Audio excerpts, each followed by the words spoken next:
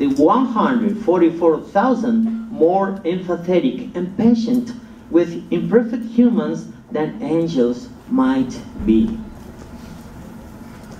The 144,000 have helped many of us, and their examples are a great source of joy, happiness, and aid to be better Christians. So I want to ask a question to one brother and one sister here. First, let me ask to our sister, Stacy Kerwin. She served in Canada branch and in Brooklyn and took care of them as a nurse. Sister Kerwin, what fine example have faithful anointed ones set for you? Well, one long-time anointed brother in Canada, Jack Nathan, was 97 years old and full of life when I met him as a nurse at the Canada branch. And I had the opportunity to hear him pray on various occasions.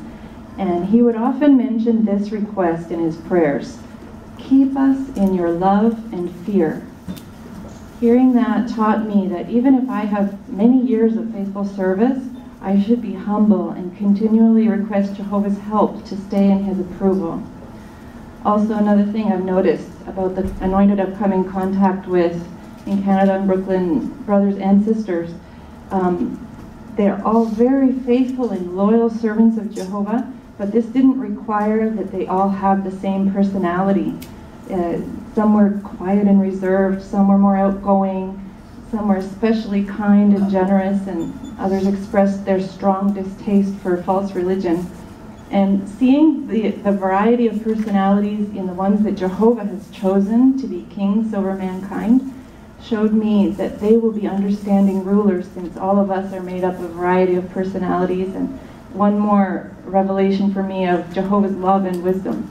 And seeing all of them use their different gifts for kingdom interests instead of their own really had an impact on the decision that I made to also use my life for Jehovah and to put the kingdom first.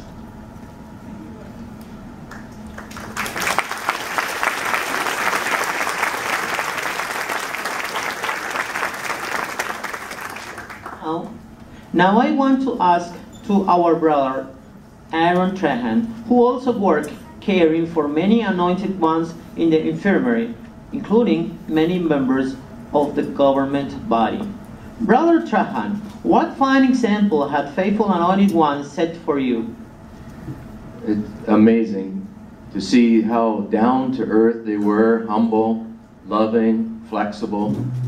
Example with Brother Frederick Franz, here I was about 19, 20 years old, and he spent time 10 to 15 minutes talking on the subject of beer and how it's produced. And being such a spiritual giant and a Rhodes Scholar, he even knew the two scriptures in the Bible that says wheat beer by memory. Or the time with Brother Carrie Barber, where I was invited to accompany him to visit the Wallkill Bethel family and give shepherding call to some of the friends there. And we were in a group in our very first shepherding call, and here he was in his 80s and I was in my 30s, and after he gave some words of encouragement to the group, he turned to me and he said, "Aaron, say something."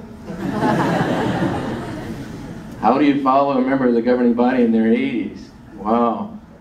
Or the time that I was in Brother Daniel Sidlick's office, and he received a phone call from a friend asking a question about whether or not he could sit at a convention with his disfellowship brother and they could eat there in this position.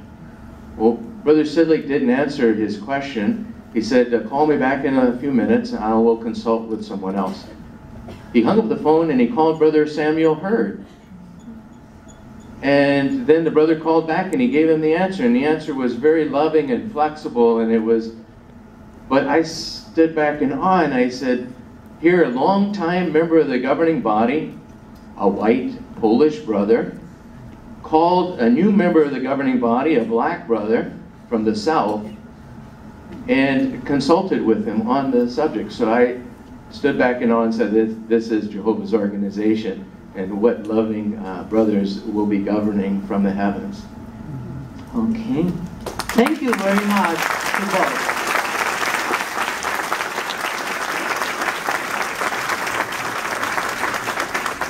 Thank you very much to both for your interesting experiences.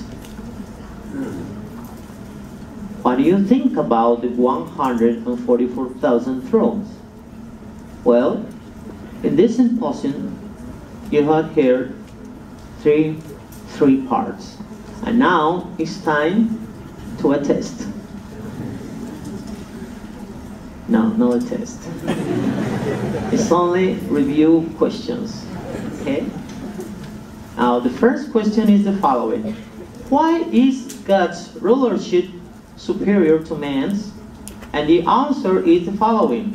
The 1 John chapter 4 and verse 8, the answer is, because divine rulership is perfect and rooted in Jehovah's qualities, it will satisfy mankind's every need.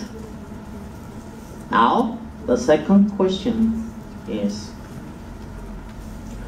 what makes Jesus an excellent king?